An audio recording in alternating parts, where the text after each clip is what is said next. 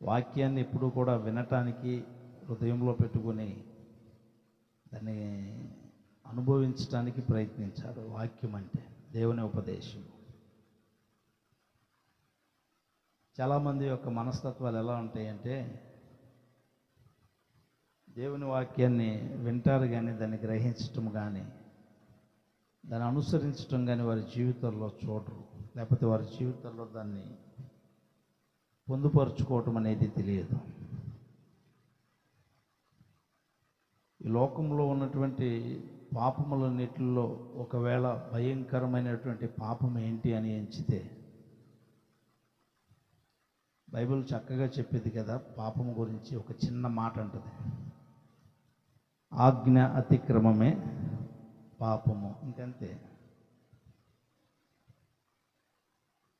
ఆజ్ఞ అనేది పుట్టుకొచ్చేది ఎందులో అంటే వాక్యములో నుంచే. సో ఆజ్ఞ అంటే వాక్యమే,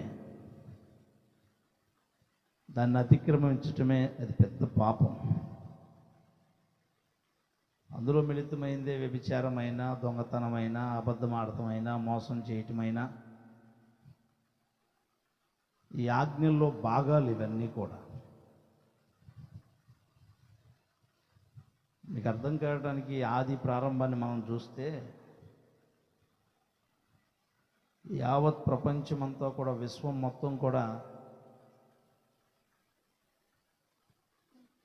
భయంకరమైనటువంటి పాపంలో ముంచివేయబడటానికి చిన్న ఒకే ఒక్క మాట దేవుడు చెప్పాడు, అది మేరటం కారణమైంది. నేను ఎందుకు ఈ మాట చెబుతున్నానంటే దేవుని వాక్యం ఏదైతే సెలవిస్తుందో దాన్ని అనుసరించకపోవటం పాపం. దేవుడు మనల్ని ఏది చేయొద్దు అంటున్నాడో దాన్ని చేయటం పాపం. ఒకవేళ ఆదాము అవ్వ గుండెల్లో కానీ ఆజ్ఞ ఉండుంటే మ్యాక్సిమం మీరే వాళ్ళు కాదేమో, వాళ్ళ హృదయంలో అది పెట్టుకోవాలా. అందుకే దేవుడు అంటాడు కదా, నా మాటలను నీ హృదయం అనే పలక మీద రాసుకోమంటాడు బైబిల్ గ్రంథంలో. నీ హృదయం అనేటువంటి పలక మీద రాయి. హృదయం అనేటువంటి పలక మీద మాట రాయటం అంటే, లేదా హృదయములో రాయి అంటాడు ఇంకొక చోట, హృదయములో ఉంచుకో అంటాడు. హృదయములో ఉంచుకోవటం అంటే చదువుకున్న వాళ్ళే కదా.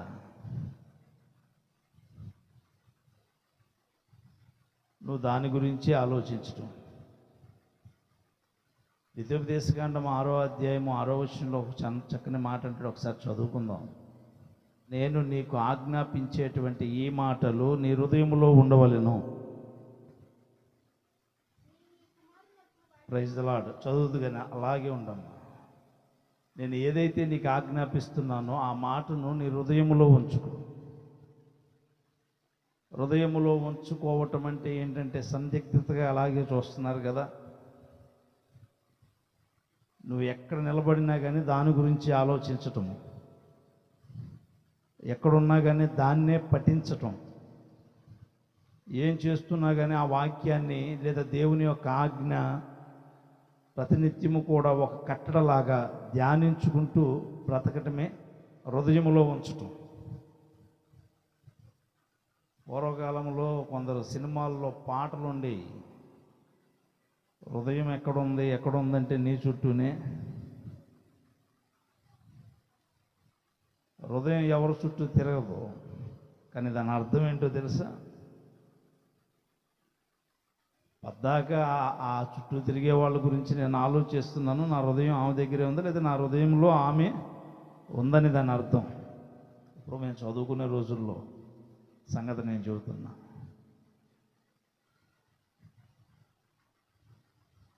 అలాగే నీ హృదయములో దేవుని యొక్క మాటలు, దేవుని యొక్క ఉపదేశాలు ఉంచటం అంటే నువ్వు ఎక్కడున్నా కానీ, ఏ ప్రాంతంలో ఉన్నా, ఎటు వెళ్తున్నా, ఏం చేస్తున్నా ఆ మాటలు నీ హృదయంలో అలా తిరుగులాడుతూ ఉండాలి, వేరే ఆలోచన కాదు.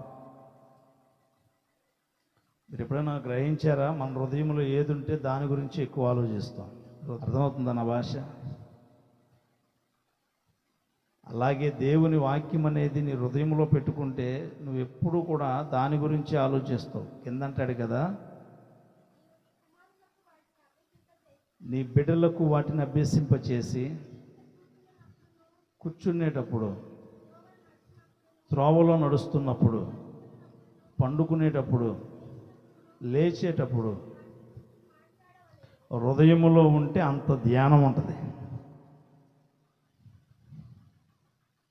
కూర్చున్నా దేవుని వాక్యం గురించే మాట్లాడతాం, నుంచున్నా అంతే, పండుకున్నా అంతే, నడుచుకుంటూ వెళ్తున్నా అంతే. ఏ పని చేస్తున్నా కానీ మన ఆలోచన ఎప్పుడు కూడా దేని గురించి పరితపిస్తూ, దేని గురించి చేస్తూ ఉంటుందంటే దేవుని యొక్క వాక్యం గురించే. దేవుడు నాకు అది చెప్పాడు, ఇది చెప్పాడు, నేను అలా బ్రతకాలి, ఇలా బ్రతకాలి, దేవుడు నాకు ఆ ఉపదేశాన్ని ఇచ్చాడు, ఈ ఉపదేశాన్ని ఇచ్చాడు, ఈ ఆజ్ఞ ఇచ్చాడు అనేటువంటి ఆ యొక్క ఆలోచన నిరంతరం ఉండిపోద్ది.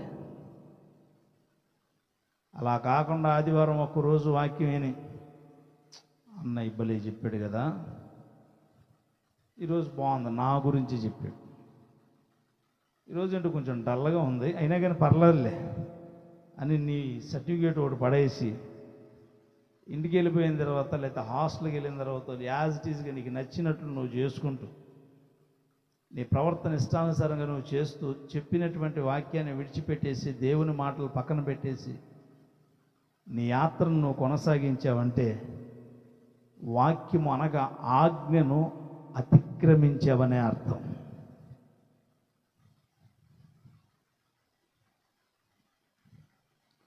అందుకే దేవుడు అంటాడు కదా, పరిశుద్ధమైనది తీసుకెళ్ళి పందులు ఎదుటను కుక్కల ఎదుటను వేయకండి, అవి వాటిని తొక్కివేస్తాయి అని దేవుని యొక్క వాక్యమును గురించే మాట్లాడతాడు దేవుడు. నా భాషలో నేను చెప్పాలంటే దేవుని వాక్యాన్ని పట్టించుకోకుండా కేర్లెస్గా తీసుకుని, ఏముందలే ఈ పాస్టర్ గారులు అందరూ చెప్పరా ఏంటి, వాళ్ళు అట్టా చెబుతారు, వీళ్ళు ఎట్టా చెబుతారు, ఇంకోళ్ళు ఎట్టా చెబుతారు, ఇంకేముందలే ఇందులో అని కేర్లెస్గా తీసుకునేటువంటి ప్రతి వ్యక్తిని కూడా సాక్షాత్తు యేసుక్రీస్తు ప్రభువారే ఒక పందితోనూ ఒక కుక్కతో పోల్చాడని చెప్పటంలో ఎంత మాత్రం సంశయోక్తం లేదు.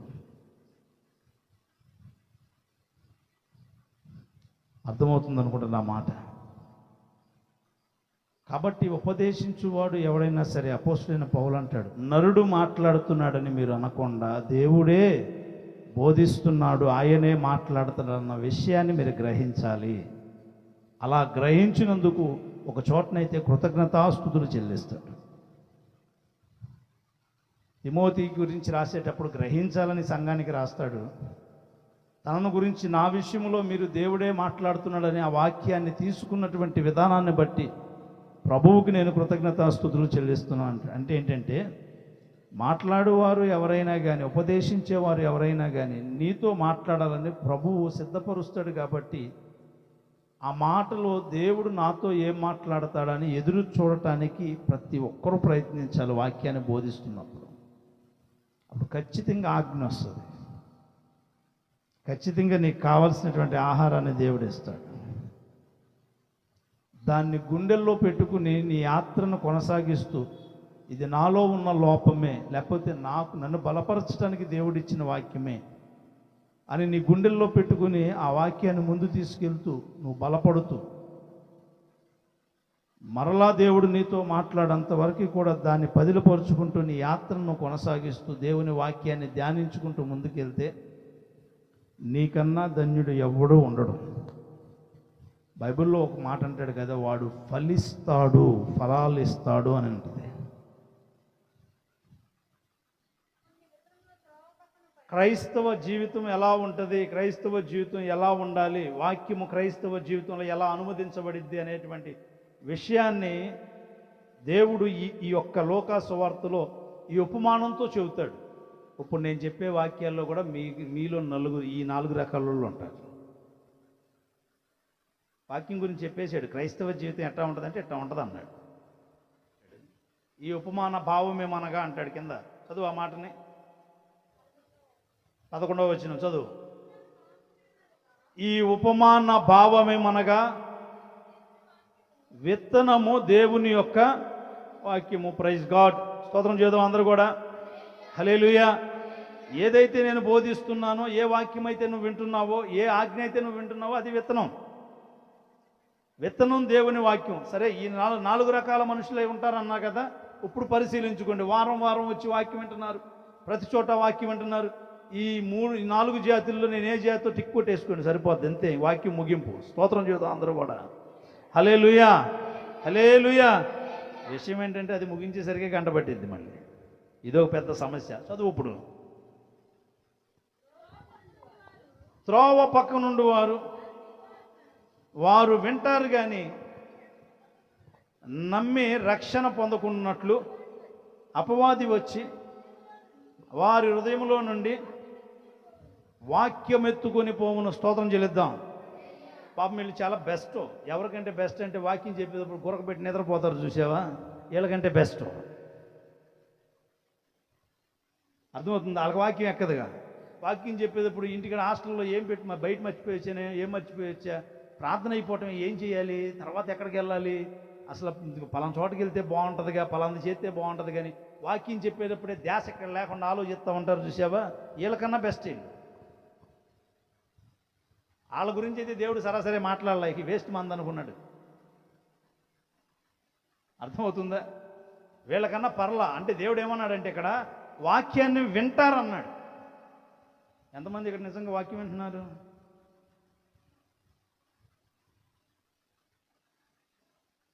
నా మాట వినలా మీరు, ఇంక వాక్యం వింటారు? వాక్యం ఎంతమంది వింటున్నారు? మంచోళ్ళు. రెండోసారి అన్నా విన్నారు. స్తోత్రం చూద్దాం అందరూ కూడా. హల్లెలూయా.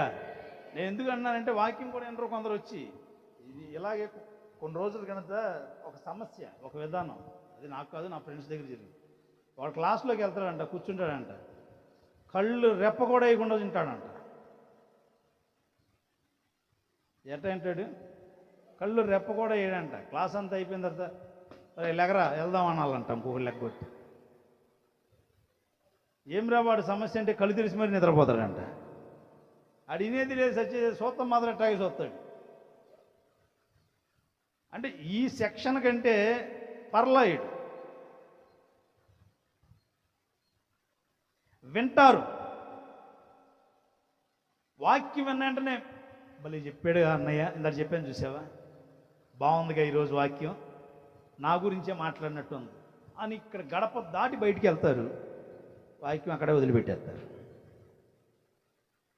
ఇంకా వాక్యంతో సంబంధం లేదు, వాక్య విధానంతో సంబంధం లేదు. మరి ఇక్కడ బాగా చెప్పాడు అన్నావు కదా, పెట్టుకుని ఉంటే లేదు, కాంప్లిమెంటే, జస్ట్ బాగా చెప్పాడంతే, వదిలేసాం.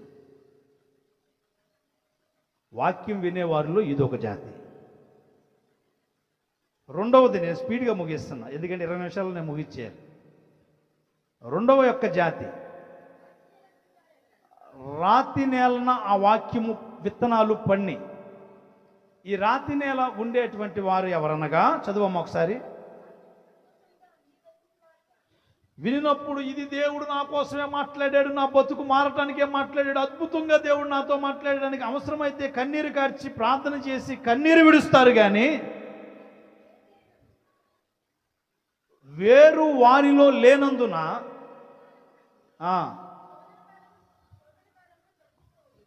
శోధన కాలంలో తొలగిపోదురు. ఇది చెబుతున్నాను నేను, వినండి. మళ్ళీ తర్వాత అడుగుతా నేను అందరిని, ఎన్నోళ్ళని అడుగుతా. ఈ రెండో సెక్షన్ ఏంటో తెలుసా? వింటారు, విన్నప్పుడు హృదయం కదిలించబడింది, కన్నీరు కరుస్తారు, ఏడుస్తారు, ప్రార్థన చేస్తారు. ఈ రోజు నుంచి ఒకవేళ ఫర్ ఎగ్జాంపుల్ అయ్యగారు చర్చిలో, రేపటి నుంచి నువ్వు నాటికలు చూడబాగరా, దేవుని యొక్క వాక్యం వినో, నాటికలు నీ జీవితాన్ని నాశనం చేసేస్తుంది, నీ కుటుంబాన్ని ఒక ఇదిగా చేస్తుందని నాటికల గురించో, ఉదయకాల సమయంలో బద్ధకస్తుల్లాగా పడుకోబాక, ఎందరగాడే లేచి 4 గంటలకల్లా ప్రార్థన చేసుకో అన్నప్పుడు వాక్యం ఉదయకాలం గురించో చెప్పినప్పుడు ఈ హృదయం కదిలిపోయి, నిజమే కదా, 4 గంటలకల్లా 5 గంటలకల్లా లేగాల్సినటువంటి నేను 8, 9 అయినా కానీ లేగట్లేదు కదా, వాక్యం నా గురించే మాట్లాడేది. ఈ రోజు నుంచి రేపటి నుంచి 4 పాపం నైట్ ప్రార్థన చేసుకుంటాడు, పడుకుంటాడు. అయ్యా రేపు 4 నేను లేచిపోవాలయ్యా, ఎట్టి పరిస్థితుల్లో నువ్వు మెలకువయ్యా. ఎత్తాడు ఒక నైట్, రెండో రోజు కూడా ప్రార్థన చేస్తాడు, మూడో రోజు ప్రార్థన చేస్తాడు, 4వ రోజు రేపు చేస్తా, ఈ రోజు గ్యాప్ ఉంచుకొని 5వ రోజు నిన్నట్టగా మానేసేగా, ఇవాళ కూడా 6వ రోజు. ఇప్పుడు కాదు కానీ ఈసారి మళ్ళీ ఎప్పుడైనా వాక్యం చెప్పినప్పుడు మొత్తం ఆ భాష అర్థమవుతుందా మీకు? సరే, నాటికలు చూడొద్దని కాస్త మంచిగా చెప్పాడు అయ్యగారు. సరే, ఈ రోజు నుంచి డెడికేషన్, ఈ రోజు నుంచి సరే మేర నేను టీవీయే. పల్లెటూరులో చాలామంది ఉంటారు, డెడికేషన్ భలే ఉంటుంది విచిత్రంగా. నిన్న ఏ నాటికలు చూస్తున్నారు ఎక్కువ మంది అంటే ఏం చూస్తారు, ఎవరో మాట్లాడతారా. 8:30కు వచ్చే నాటికి ఏంటి మా టీవీలో? ఏ నాటికి చెప్పాడు అమ్మాడు? బ్రహ్మముడి అంట. ముళ్ళు ఎంతమంది చూస్తున్నారు? అవునా? కార్తీక దీపం అంట. కార్తీక దీపం, దీపాలు ఆర్పే నాటికి అది నేను పెట్టిన పేరు అది. ఇప్పుడు చాలామంది దీపాలు అదే కదా ఆర్పేస్తుంది, ప్రార్థన లేక, జీవితాలు లేకుండా, సరిగ్గా లేకుండా చేసేస్తుంది. ససేమేరా నువ్వు టీవీలు జోలికి వెళ్ళొద్దు, నాటికలు చూడొద్దని అయ్యగారు ప్రసంగించాడు. నేను ఎగ్జాంపుల్గా చెబుతున్నా మీకు. అలా సిగరెట్ తాగొద్దన్నా, మందు తాగొద్దన్నా చేసే పనులు ఇయే చాలామంది చేసేటువంటి విధానం. ఈ రోజు నుంచి ఎట్టి పరిస్థితిలో నేను నాటికే టీవీయే పెట్టను. ఏ అమ్మ 2 రోజులు టీవీ పెట్టదు, 3వ రోజు టీవీ పెట్టదు, 4వ రోజు ఏ పొలానికో వెళ్తుంది. ఆ పొలంలో ఉన్న వాళ్ళందరూ మాట్లాడుకునే ఏంటి తెలిసి ఈ నాటికల గురించి. బ్రహ్ముడు ఎలా ఉందో తెలుసా? ఇవాళ భలే సస్పెన్స్ ఉంది. ఈరోజు పెందలకాడ వెళ్ళిపోయి నేను చూడాలా అంటది. టీవీ వాక్యమని టీవీ ఇరిటేటింగ్గా తీసుకున్నాము, కొంచెం లాగిద్ది. ఇవాళ బాగుందంట. ఈ ఒక్కరోజు చూసి ఎందుకు స్టోరీ అంత పొలంలో వేసింది కదా, ఇంకా అదేమైంది, ఈవికి ఆరాట ఉండదు కదా. ఏసే క్షమించే, ఒక్కరోజు ఏంటి ఇక అంతే, అంతు లేదు ఇక వాక్యం. ఎందుకు ఈ మాట చెబుతున్నానంటే, వాక్యము నీ గుండెల్లో ఉండి స్థిరముగా అది నిలబడకుండా ఆ నిమిషం వరకు ఉండి పోతుందంటే నీ గుండె సరికాదు, నీది రాతి గుండె. గుండెల్లో పెట్టుకోలేకపోతున్నావు నువ్వు వాక్యాన్ని. గుండెల్లో దాన్ని ఆస్వాదించలేకపోతున్నావు. నిజంగా ఇది దేవుడు నాతో మాట్లాడు, నేను మార్చుకోవాలి ఈ రోజు నుంచి అనేటువంటి నిర్ణయం ఏదైతే తీసుకున్నావో దానిని కొనసాగించలేకపోతున్నావు. కారణం ఏంటంటే వాక్యం గుండెల్లో లేదు.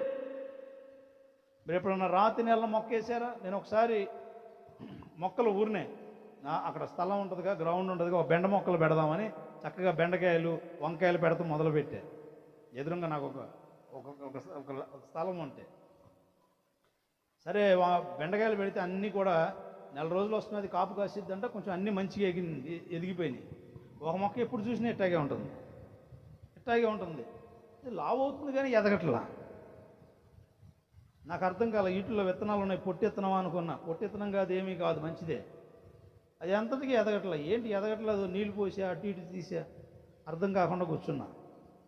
లోపల ఎందుకు ఆలోచన వచ్చి మళ్ళీ అది తీసి ఇంకోసారిని పెడదామని దాన్ని పొలిగేసి లెగ్గొడ ట్రై చేసే. మొత్తం కింద పెద్ద రాయి, నాపరాయి, పైన కొంచెం మట్టి ఉంది. ఏరు కిందకి వెళ్ళండి, వస్తుంది. గుండె రాతి గుండె అయితే మొలకెక్కడ ఎక్కిద్ది కదా. చాలామంది ఆధ్యాత్మిక జీవితాలు ఇలాగే పతనమైపోతూ ఉంటాయి. నేను ఈ రోజు నుంచి ఏ చెడు పని చేయను. అబద్ధం గురించి చెప్పామనుకో, అబద్ధమే అంట. అసలు ఎప్పుడు కూడా అబద్ధం మాట్లాడను. డెడికేషన్గా ఉంటానంటారు. 2 రోజులు అంటారు, 3 రోజులు, 4 రోజులు పరిస్థితి. అప్పుడప్పుడన్నా ఆడపోతే బాగోదు కదా. ఒక్క అబద్ధం ఆడి ఎంతమంది లేరు రాతి గుండెలు మీకు? వింటున్నారా? ఈ 4 కానోళ్ళలాగా అయిపోతున్నారు ఎవరన్నా? స్తోత్రం చెల్లిద్దాం అందరూ కూడా. హల్లెలూయా, హల్లెలూయా. 3వది, ముళ్ళ తప్పుల్లో పడినటువంటి విత్తనం. నేను చెబుతున్నాను వినండి. నీ హృదయంలో ఎక్కడ విత్తనం పడింది, ఎలా ఉంది అంటే, విత్తనం అంటే వాక్యం.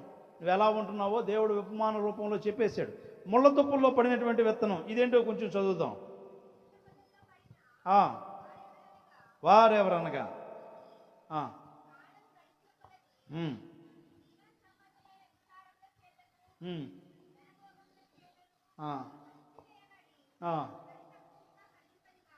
Praise the lord. ముళ్ళ తొప్పుల్లో వేయబడినటువంటి, అంటే ముళ్ళ పొదల్లో వేయబడినటువంటి విత్తనం ఉంటుంది చూసారా? ఈ విత్తనం వింటది, వాక్యాన్ని వింటారు. విన్న తర్వాత దాన్ని హృదయంలో పెట్టుకోరా అంటే పెట్టుకుంటారు. అంటే ముందుకెళ్తారు. వాక్యం నా గురించే మాట్లాడింది, నేను ఎలాగైనా బలపడాలి అని వాళ్ళ యాత్ర కొనసాగిస్తారు. కొన్ని నెలలు అవ్వచ్చు, కొన్ని సంవత్సరాలు అవ్వచ్చు, వాళ్ళ యాత్ర ముందుకు వెళ్తూ ఉంటుంది. ఈ వెళుతున్నటువంటి యాత్రలో ఎప్పుడో ఎక్కడో ఒకసారి ఒక భయంకరమైనటువంటి రెండు కనపడతాయి. అక్కడ రెండు విధానాల్లో అణిచివేయబడతారు. ఒకటి జీవన సంబంధమైనటువంటి విచారం, అంటే ఏదో ఒక భయంకరమైనటువంటి శోధన వస్తుంది. భక్తిలో ఎదుగుతున్నాడు, వాక్యాన్ని బట్టి గుండెల్లో పెట్టుకుంటున్నాడు, బలపడుతున్నాడు. ఈ లోపల తెలియకుండానే ఏదో ఒక బలహీనత వచ్చింది. శరీరంలో బలహీనతో, ఇంట్లో వాళ్ళ బలహీనతో, లేకపోతే ఏదైనా కానీ ఒక విచారకరమైనటువంటి సంఘటన సంభవించింది. అంతే. దేవుడు నాకు ఏం చేశాడంట, 2 సంవత్సరాల మట్టి ప్రార్థన చేస్తున్నా, మందిరానికి వెళ్ళని రోజు లేదు, ప్రార్థన చేయని రోజు లేదు, దేవుణ్ణి అన్ని ఆధారంగా చేసుకున్నా బ్రతుకుతున్నా, దేవుడు నన్ను చిన్న చూపు చూశాడు, నేను చర్చికి వెళ్ళను, ప్రార్థన చేయను అనే క్రైస్తవులు లేరా?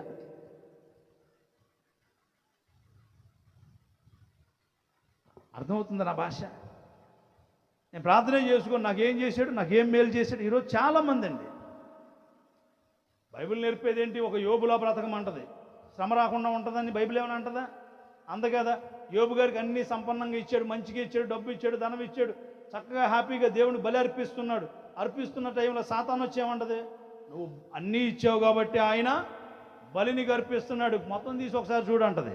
నీ ఇష్టం వచ్చింది చేసుకోమంటాడు, కానీ ప్రాణం మీద మాత్రం అధికారం లేదంటాడు. వెళ్ళిపోద్ది, ఇష్టానుసారంగా చేసేస్తుంది.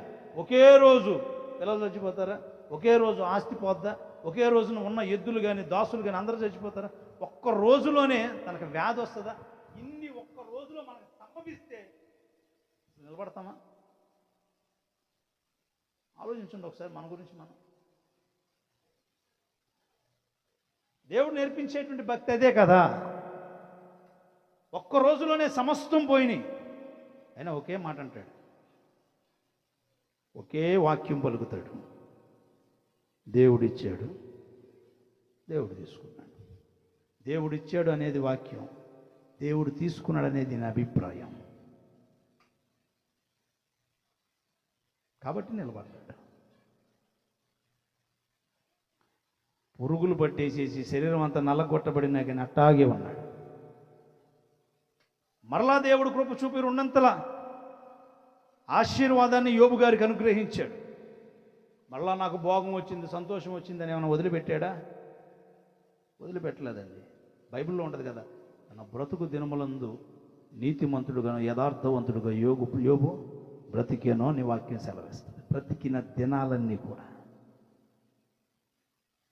చాలామంది వాక్యం వింటారు, దేవుని కొరకు నిలబడతారు, కానీ కష్టం ఏదైనా వచ్చిందనుకో, శ్రమ ఏదైనా వచ్చిందనుకో, అదంతా ఎందుకు?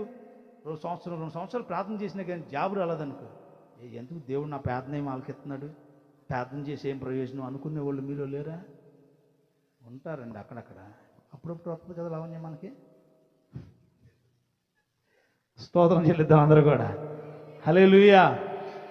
తర్వాత మాట కూడా చదువమ్మ. ఒకటి, విచారము వచ్చినప్పుడు, జీవిత సంబంధమైన విచారం వచ్చినప్పుడు అణిచివేయబడతాడు. రెండోది ఏంటంటే, ధనభోగము కలిగినప్పుడు అణిచివేయబడతాడు. బాగా ప్రార్థన చేస్తారు, 1 సంవత్సరం 2 సంవత్సరాలు. నేను చెప్పాను కదా, విచారంలో ఉన్నా స్తుతించాడు, రెండింతల ఆస్తి అయినా దేవుని విడిచిపెట్టలేదు. చాలామంది ఏం చేస్తారు, బాగా ప్రార్థన చేస్తాడు, దేవుడు కృప చూపుతాడు, కోరినట్లే దేవుడు కావలసినటువంటి జాబ్ ఇస్తాడు, లేకపోతే కావలసినటువంటి డబ్బు ఇస్తాడు, ఉన్న అప్పులన్నీ తీర్చేస్తాడు, మేలుకరంగా పెడతాడు. పెట్టిన తర్వాత ప్రార్థనలు మానేస్తారు. ఎందుకు మానేస్తారు? అన్నీ ఉన్నాయిగా, ఏం కావాలని ప్రార్థనకి వెళ్ళాలి కదా. ఇటువంటి రోజులు ఉన్నారు లేదా? వాక్యం అనేది నిజమైనటువంటి స్థానంలో అది ఉంచబడకపోతే, లేకపోతే మంచి నేలను పడకపోతే ఇన్ని రకాలైన భక్తి విధానాల్లో మార్పులు వచ్చేస్తాయి. నువ్వు అర్థం చేసుకోవాలి. శ్రమ వచ్చినప్పుడు దేవుళ్ళలో బలపడుతున్నావా? అన్నీ సమకూరినప్పుడు దేవుళ్ళలో నిజంగా బలపడగలుగుతున్నావా? వాక్యము చెబుతున్నప్పుడు ఏ తీర్మానం అయితే చేసుకుంటున్నావో, బయటికి వెళ్ళినా అది జీవితాంతం కొనసాగించగలుగుతున్నావా?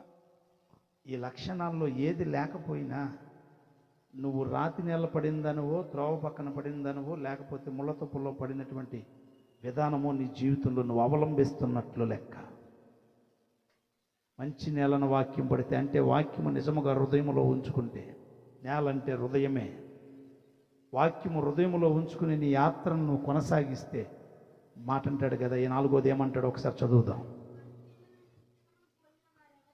మంచి నేల నుంచి విత్తనమును పోలిన వారు ఎవరనగా, యోగ్యమైన మంచి మనసుతో వాక్యము విని దానిని అనుసరిస్తూ ఓపికతో ఫలించువాడు. స్తోత్రం చెల్లిద్దాం అందరూ కూడా.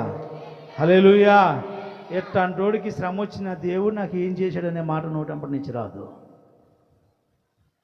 బాధ వచ్చినా కానీ తనలో లోపమని దేవుని దగ్గర పశ్చాత్తాపడుతూ ఇంకా ఇంకా వాక్యాన్ని ద్వారా తన హృదయాన్ని సరి చేసుకుంటూ ఎదుగుతాడే కానీ దేవుడు నాకు ఏం చేశాడు, దేవుడు నాకు ఏమి ఇచ్చాడు, దేవుడు నాకు ఏమి ఇవ్వలేదు కదా, ఈ నోట రావు.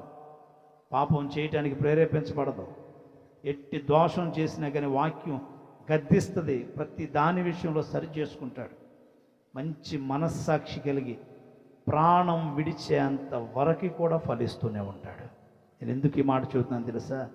నీ ప్రాణము భూమిని విడిచి వెళ్ళేంత వరకు కూడా నీ హృదయము వాక్యము చుట్టూ తిరుగుతూ ఉండాలి. వాక్యము నీ గుండెల్లో ఉండాలి. అది నిజ క్రైస్తత్వం అంటే. ఏదో దేనికోసం నేను మందిరానికి వెళ్తున్నా, పరిగెత్తుతున్నాను, దానికోసం వెళ్తున్నా, దీనికోసం వెళ్తున్నానని కాదు. ఏ వాక్యం అయితే నువ్వు వింటున్నావో, ఏ వాక్యం అయితే వెత్తబడుతుందో, ప్రతి వాక్యం ఇది నా కొరకే, నా కొరకే. కొన్ని సంఘాల్లో ఏం చేస్తారు తెలుసా? గట్టిగా వాక్యం చెప్పామనుకో, నిద్రవుతుందా? రావట్లేదు. గట్టిగా వాక్యం చెప్పామనుకో, అయ్యగారు ఇది నా కొరకే చెప్పాడు, నా గురించి ఎవడో మా పాస్టర్ గారు చెప్పినట్టున్నాడు, ఇక నుంచి నేను సంఘానికి. అర్థమవుతుందా నా భాష? తీసుకునే విధానంలో రెండు రకాలు ఉన్నాయి. నేను ఇక నుంచి చర్చికి నా గురించి చెప్పాడు. నేను తాగుతానన్న విషయం అయ్యగారికి ఎట్లా తెలుసు? మా అయ్యగారు చెప్పబట్టం బట్టి తెలిసింది కదా. నేను ఒక సిఎస్ఐ సంఘంలో మీతో చాలాసార్లు చెప్పాను. సిఎస్ఐ సంఘంలో వాక్యం చెప్పడానికి వెళ్ళినప్పుడు నాకు ఉండేటువంటి విధానం ఏంటంటే, వాక్యంలో ససేమేరా కాంప్రమైజ్ అవ్వాలి.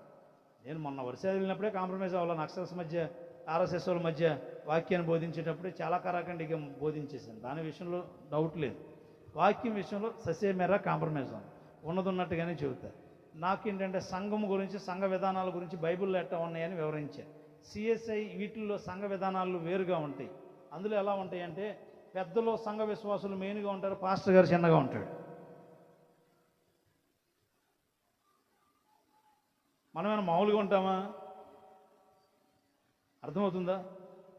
మనం గొర్రెలమైతే కాపరి ముందు ఉంటాడు, గొర్రెల వెనకాల ఉంటాయి. పందులమైతే పందుల ముందు ఉంటాయి, కాపరి వెనకాల ఉంటాడు అన్న.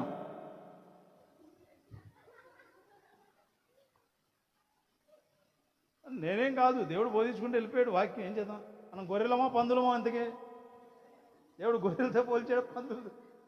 గొర్రెలమైనప్పుడు కాపర మాటే మిన్నగా ఉంటుంది, కాపరే ముందు ఉంటాడు. అక్కడ కాపర కాకుండా కాపర వెనకాల పెట్టిన వాళ్ళు ఈ మాట అంటే ఎందుకు? వచ్చే నెల నుంచి ఆయన వచ్చాడా? ఊరుకోమని సంఘ కాపర దగ్గర కూర్చున్నాడు వెళ్ళి. వచ్చే నెల అంటే వచ్చే సంవత్సరం నుంచి, సంవత్సరానికి ఒకసారి పెడతారు కట్ ఆఫ్. నేను చెబుతున్నా, మనకు కలిగేటువంటి నష్టమేముందో, మనం వెళ్ళకపోతే అక్కడ కాకపోతే ఇంకో చోట వాడుకుంటాం. తర్వాత ఆ సంఘం చీలిపోయి చాలా గందరగోళం అయిపోయినటువంటి పరిస్థితులు అయిపోయింది. అది దేవుడికి తెలుసు. కానీ చాలామందికి ఎలా ఉంటుందంటే, వాక్యం కానీ కరెక్ట్గా చెప్పారనుకో, వాక్యం తీసుకునే మనసు ఉండదు. ఇక నేను చెబుతున్నాను వినండి. వాక్యం నిలబడినప్పుడు, నీతో మాట్లాడుతున్నప్పుడు నీ ఆలోచన ఎలా ఉండాలంటే, నాతో ఈరోజు దేవుడు ఏం మాట్లాడు.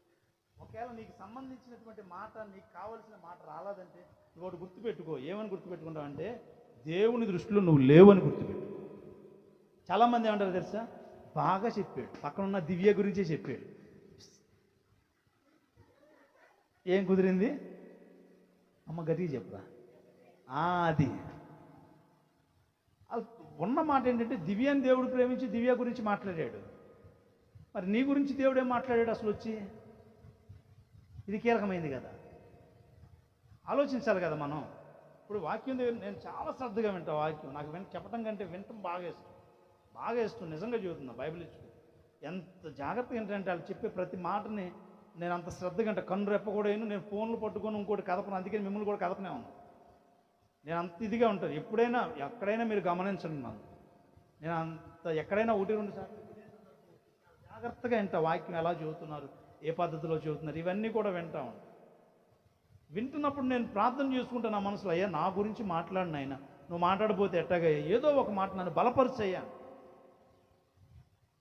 ఎందుకంటే ఆత్మదేవుడు అక్కడ మాట్లాడతాకు వచ్చాడా లేదా? ఇప్పుడు నీకు ఇష్టమైనటువంటి ఒక వ్యక్తి మాట్లాడతాకు వచ్చి అందరితో మాట్లాడి నీతోనే మాట్లాడిపోతే నీకు ఎట్లా ఉంటుంది?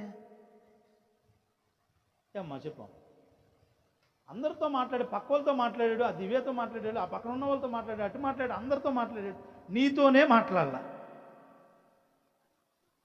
హ్యాపీగా వెళ్ళగలవా? మరి దేవుని వాక్యం కూడా అంతే. నువ్వు కూర్చున్నప్పుడు నాతో మాట్లాడాలి. తిడతా మాట్లాడిని, పొగుడుతా మాట్లాడిని, బలపరుస్తా మాట్లాడిని, నాలో ఉన్న లోపాన్ని ఎంచి చక్కగా నాతో మాట్లాడాలి అనేటువంటి ఆశతో నువ్వు కూర్చోవాలి. దేవుని వాక్యం నీతోనే మాట్లాడినప్పుడు, నీ తప్పు గురించి మాట్లాడిని, నువ్వు మంచి గురించి మాట్లాడిని, నేను బలపరచడానికి మాట్లాడిని, నీతో మాట్లాడినప్పుడు నీకు ఆనందం కలగాలి, దేవుని దృష్టిలో నేను ఉన్నానని. ఈరోజు చాలా క్రైస్తవులు ఎలాగంటే వాక్యాన్ని తృణీకరించేయటం, పక్కన పెట్టేయటం. దయచేసి మీకు చెప్పేది ఏంటంటే, ఆజ్ఞ అతిక్రమించటమే పాపం అంటే, దేవుని యొక్క ఆజ్ఞ అంటే వాక్యము. వాక్యాన్ని పెడచెవుని పెట్టి నువ్వు ఉన్నావంటే అదే చివరికి నీకు పాపంలా మారింది. కాబట్టి వాక్యాన్ని గుండెల్లో పెట్టుకోండి, వాక్యం ద్వారా ప్రార్థనలు చేయండి, వాక్యాన్ని చదువుతూ ఉండండి. దేవుని ఉపదేశము ఎక్కడ ఏది జరుగుతున్నా, ఏదో అద్భుతాలు జరిగినాయి, అవి జరుగుతున్నాయి, శకునాలు జరుగుతున్నాయి, ఎట్టా పరిగెత్తబాకండి. వాక్యానుసారమైనటువంటి విధానం అయితేనే దానికోసమే ప్రాధేయపడండి. వాక్యానుసారమైన ప్రార్థనలు అలవర్చుకోండి. కార్యము సమయం వచ్చినప్పుడు దేవుడే చేస్తాడు ప్రతి అద్భుతాన్ని. కానీ మన ఆధ్యాత్మిక జీవితం తుది శ్వాస వరకు కూడా కృంగిపోకుండా, దిగజారిపోకుండా మంచి నేలన అంటే హృదయములో నిరంతరము వాక్యాన్ని నిలుపుకుంటే అంతకన్నా ధన్యత ఏది ఈ లోకంలో ఉండదు. అట్టి ధన్యత దేవుడు మీ అందరికీ అనుగ్రహించునుగాక. ప్రార్థన చేసుకుందాం అందరం.